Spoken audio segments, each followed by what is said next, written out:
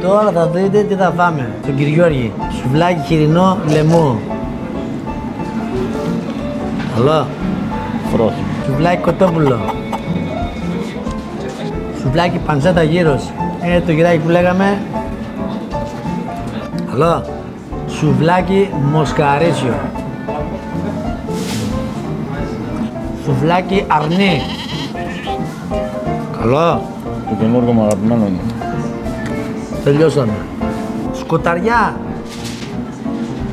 Δεν για σένα, είναι για άντρες. Λουκάνικο πρασάτο Λάρσας. Ναι. Κάρπος το. Άρεσε. Θύμισε το στρατό. Μπιφτεκάκι Λάρσας. Μοσχάρι πρόβατο.